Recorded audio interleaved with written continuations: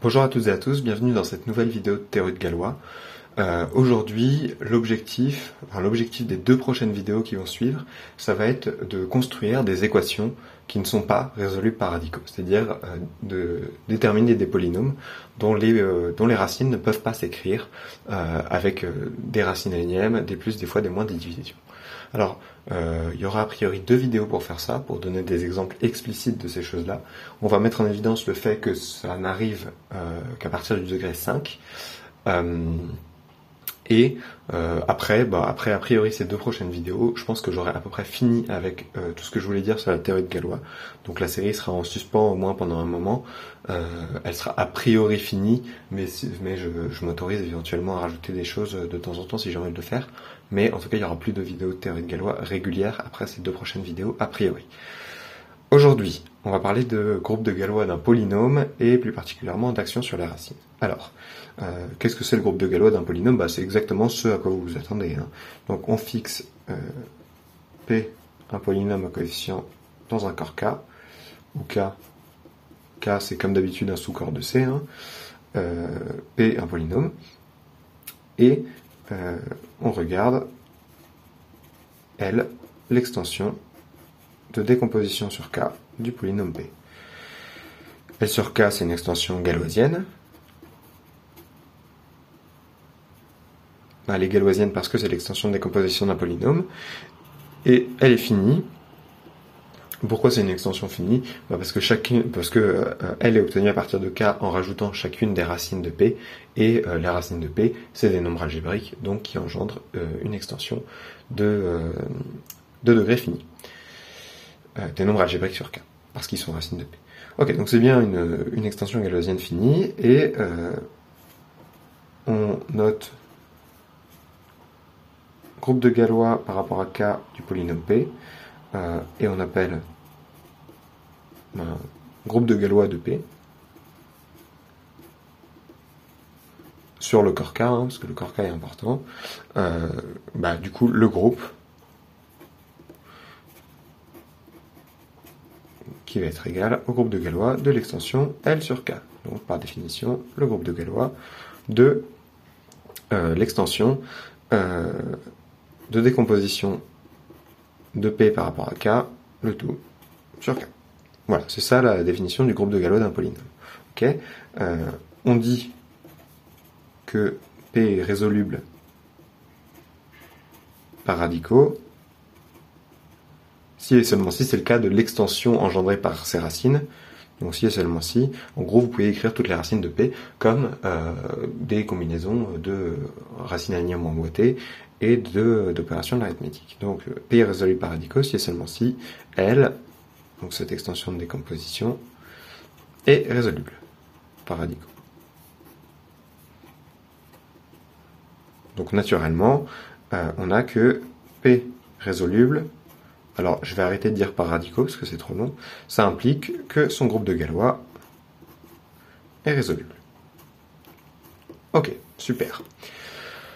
Alors, maintenant, on va voir qu'en fait, le groupe de Galois d'un polynôme, il agit naturellement sur l'ensemble des racines de ce polynôme. Alors, soit P un polynôme, comme d'habitude,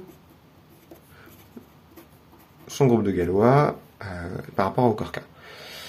Donc, son groupe de Galois. Et là, vous remarquez que si alpha dans C, donc en fait dans L, qui est l'extension de décomposition de K, est une racine de P, donc ça impose évidemment qu'elle soit dans L, on a que pour tout sigma dans le groupe de Galois du polynôme P, on a on a P de sigma de alpha. Cette chose-là, comme P est dans K crochet X et sigma laisse K fixé, ça c'est égal à sigma de P de alpha. Vous écrivez P avec ses coefficients et vous utilisez le fait que sigma laisse les coefficients fixés. Sigma laisse les coefficients fixés, évidemment, parce que sigma est dans le groupe de Galois de L sur K, donc, où L c'est l'extension de décomposition de P, donc elle laisse fixer les éléments de K, évidemment. Donc elle laisse fixer les coefficients de P, et donc ce truc-là, c'est sigma de 0, puisque alpha est une racine de P, et donc ça fait 0.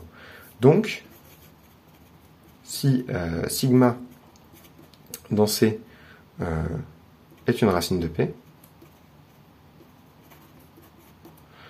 alors, pour tout sigma dans le groupe de Galois de P par rapport à K, sigma de alpha aussi, c'est aussi une racine de P. Et donc ça montre que si je prends un élément du groupe de Galois, il induit une permutation des racines. Alors, donc, on a un morphisme qui va de donc phi qui va du groupe de Galois de P par rapport au corps K dans le groupe symétrique sur les racines de P. Le groupe symétrique sur la racine de P, c'est le groupe des permutations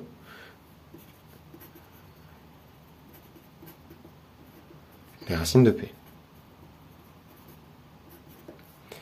Et qui a un morphisme sigma, on voit évidemment la restriction de sigma à l'ensemble des racines de P. Alors, première chose, pourquoi, si je prends un morphisme, ça me donne effectivement une permutation des racines de P? On a vu que ça donnait une fonction qui va des racines de P dans les racines de P, mais pourquoi ce serait une permutation? Parce que, en fait, elle est injective. Pourquoi elle est injective? Parce que si je prends un morphisme de corps, c'est un morphisme injectif. Okay, sigma est un morphisme injectif. Donc, sigma restreinte aux racines de P, ça c'est grand phi de sigma si vous voulez, est injective. Elle va dans l'ensemble fini dans lui-même, donc elle est bijective. Parce qu'elle va de l'ensemble des racines de P dans l'ensemble des racines de P. Alors évidemment, on suppose que P est non nul dans toute cette histoire, sinon c'est pas très intéressant. Car l'ensemble des racines de P est fini. Donc, si je prends un morphisme du groupe de Galois de P, ça me donne une bijection des racines de P. Évidemment, ce grand phi, c'est un morphisme, parce que si vous composez deux morphismes, puis que vous restreignez un sous-ensemble, ça revient évidemment à restreindre chaque morphisme à ce sous-ensemble avant de les composer. Okay, donc phi, c'est clairement un morphisme. Et on va vérifier qu'en fait il est injectif. Montrons que grand phi est injectif. Alors pourquoi grand phi est injectif? C'est un morphisme, donc on peut vérifier que son noyau est trivial. Donc soit sigma dans le noyau de phi, on a donc que sigma restreinte aux racines de P, ça c'est phi de sigma, c'est l'identité. Autrement dit, pour tout alpha racine de P, sigma de alpha égale alpha. Mais vous savez que L, c'est l'extension de décomposition du polynôme P. Okay, donc, donc elle est engendrée par les racines de P. Okay, sigma va fixer les racines de P et va fixer K. Donc, il va fixer les éléments de L. On a que sigma de Z est égal à Z. Et ça c'est vrai parce que d'une part sigma fixe la racine de P, d'autre part il fixe K en tant qu'élément du groupe de Galois, donc il fixe le corps engendré par K et les racines de P, c'est-à-dire le corps de décomposition L. Et donc, sigma c'est bien l'identité. C'est bien l'identité de L. Et donc ça vous montre que le noyau de grand phi c'est juste l'identité phi bien injectif. Et ça c'est important que phi soit injectif parce que ça nous montre que ce morphisme-là, il réalise du coup un isomorphisme de ce groupe de Galois sur son image par grand phi. Vous co-restreignez à l'image de grand phi et vous obtenez un isomorphisme. Et donc ce truc-là, ça vous dit que grand phi est isomorphe à un sous-groupe. Pardon, pas grand phi, excusez-moi. Ça vous dit que le groupe de Galois de P sur le corps K est isomorphe donc via le morphisme phi, hein, à un sous-groupe de S de l'ensemble des racines de P. Donc évidemment, si P est racine simple, ce truc-là, ça va être isomorphe à Sn, où n c'est le degré de P. Donc finalement, on a montré la proposition suivante. Soit P dans, on va dire, K crochet X, à racine simple dans C,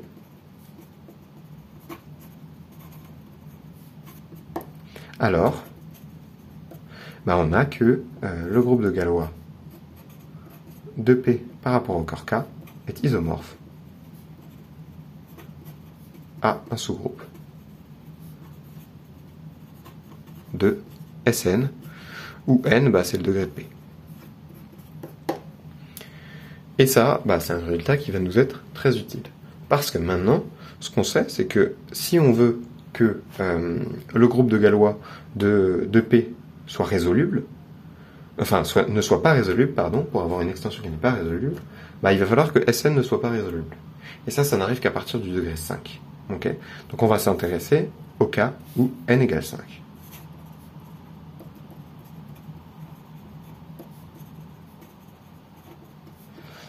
Alors, ce qu'on va faire dans le cas n égale 5, aujourd'hui, c'est juste montrer pour l'instant que S5 n'est pas résoluble. Et ensuite, dans la prochaine vidéo, on trouvera une classe de polynômes pour laquelle le groupe de Galois de P est en fait isomorphe à S5. Et P sera de degré 5, évidemment. Donc on trouvera une situation dans laquelle le morphisme phi ici est en fait surjectif. Et donc on obtiendra dans ce cas-là que le groupe de Galois de P est isomorphe à S5, qui ne sera pas résoluble par ce qu'on s'apprête à démontrer. Et donc on aura que l'extension engendrée par les racines de P ne sera pas dans ce cas-là résoluble. Et donc on obtiendra un polynôme dont les racines ne peuvent pas s'exprimer uniquement avec des radicaux.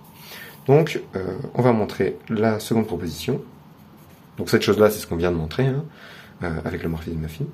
On va montrer maintenant un truc qui nous sera utile dans la suite, qui est que S5 n'est pas résoluble. Alors, a priori, ça a l'air d'avoir rien à voir avec cette histoire d'action sur la racine dont on vient de parler à l'instant. Effectivement, ça n'a rien à voir, mais on a besoin de ces deux choses-là pour complètement préparer le terrain pour ce qui va suivre juste après, dans la prochaine vidéo, à savoir exhiber un polynôme de degré 5 qui n'est pas résoluble par radicaux. Donc S5 n'est pas résoluble. Alors comment on va faire ça? Bon on va montrer que... Donc, preuve, on va dire. On va montrer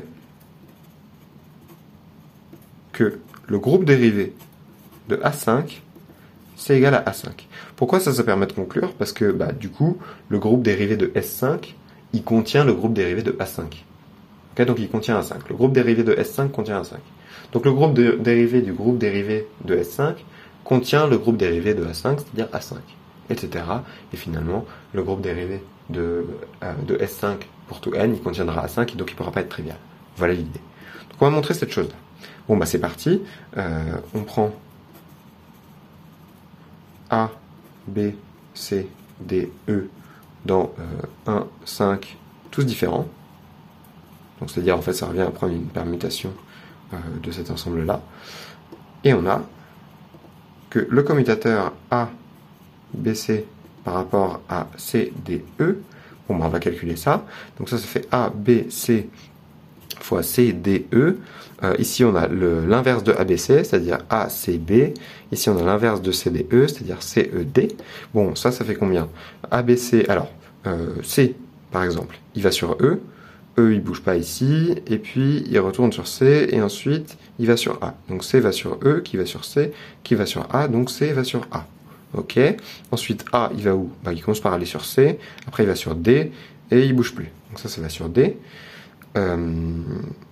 C'est bien ça, c'est A va sur C, qui va sur D, c'est bien ça. Ensuite, D, il va où D? D, il va sur C va sur B, et B retourne sur C, donc D va sur C, et donc on s'arrête là. Ensuite, B, où est-ce qu'il va par exemple? B, il va sur A, et A, il va sur B, ok, donc ça bouge pas. B ne bouge pas, et il nous reste E, E, il va sur D, ok, D, Ensuite, I va sur E et il bouge pas, donc c'est terminé. Ok.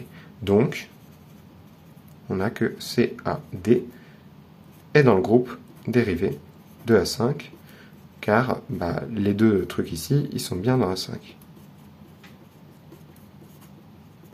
Et donc maintenant, vous remplacez ABCD par tout ce que vous voulez, et vous obtenez finalement le résultat suivant. Les 3 cycles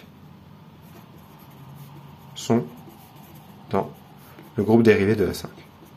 Maintenant, c'est bien connu, et je ne vais pas le démontrer, tout simplement parce que ça va prendre beaucoup de temps et c'est pas super intéressant.